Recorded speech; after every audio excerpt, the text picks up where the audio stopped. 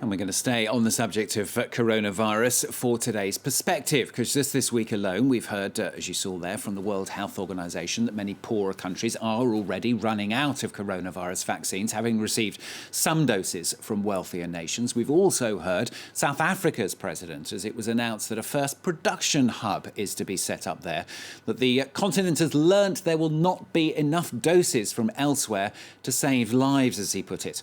Pretty grim picture when Western leaders themselves are warning coronavirus will not go away unless the whole world is vaccinated. We're going to talk now to Professor of Epidemiological Psychiatry at King's College in London, Director of King's Global Health Institute, Martin Prince. Thanks very much for joining us on the programme. I mean, the WHO's COVAX programme, it's already delivered 19 million doses to 131 countries. It's not a bad start, is it? In some ways, no, that's true. It's not a bad start. In fact, they've already delivered 16 million doses to the 46 countries of sub-Saharan Africa. But the aims and objectives of COVAX were limited from the outset. So it was only ever intended to vaccinate 20% of the populations of these countries by the end of this year, 2021.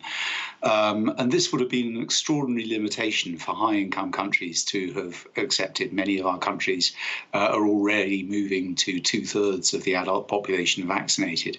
So I think that was one of the problems, was one of the limited objectives. But even those limited objectives, it's been found hard to deliver on those, in particular because of the health emergency that arose with the third wave in India and the decision for the AstraZeneca manufacturing plant in India to actually stop exporting doses. So this has meant that the initial supplies to African countries that were sufficient to vaccinate just 6% of the population, even these haven't actually been delivered upon.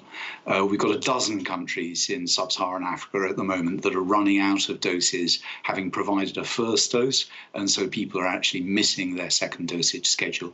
Is there more to come? I mean, we heard from Joe Biden, I think it was yesterday or the day before, promising more doses as well, particularly for South America. Yeah, so I think essentially there's three things that the world can do at the moment to address this enormous vaccine injustice. The first of those is a kind of a bilateral charity whereby governments of richer countries that have large stocks of vaccines, and where an analysis carried out by UNICEF suggests that they're in a position without damaging their own programs to transfer doses now to low and middle income countries that are facing this predicament. The second is a kind of a multilateral charity, which is the COVAX approach, where there's essentially a pooling system and dosages can be kind of contributed within this scheme. And France, after the G7 summit, was one of the first countries to make a kind of an instantaneous commitment to this. But this is a drop in the ocean. It's still not actually going to fill the gap. The third is what a recent publication on this issue referred to as restorative justice. We should never have been in this situation in the first instance. This was entirely possible to anticipate, that the demand for vaccines would have been enormous, 11 billion to vaccinate the world, according to the WHO.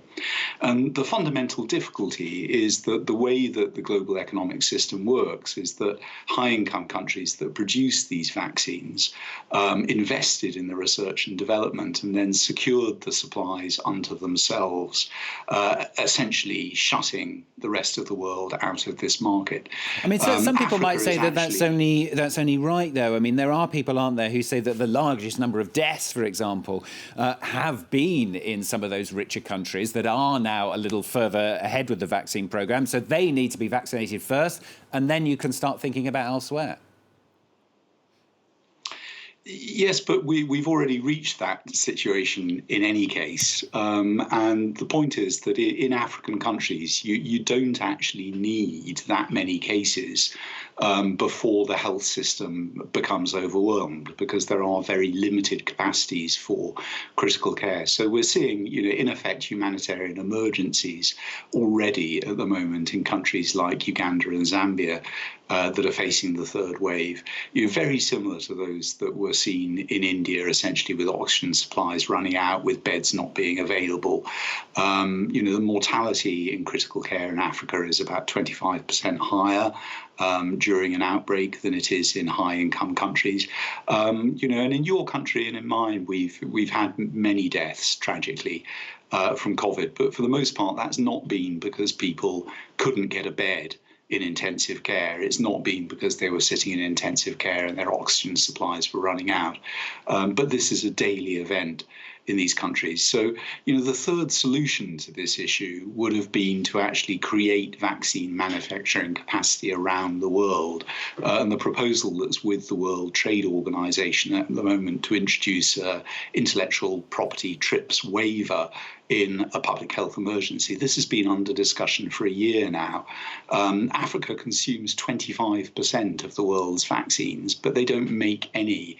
It would be possible within a short period of time to create vaccine hubs, as your news item suggested, in regions in Africa to begin to produce, in particular, some of the mRNA-based vaccines like the Moderna and Pfizer vaccine, which are relatively less complicated to make. It would take a lot. Martin, let me just interrupt you just for a second to ask one last question, because we're running out of time. I just wanted to ask, do you think we're going to get there with this? Not just in Africa, but in Europe as well. Are we going to be able to get to the stage where enough vaccines have been produced that the numbers really do go down and we get rid of coronavirus?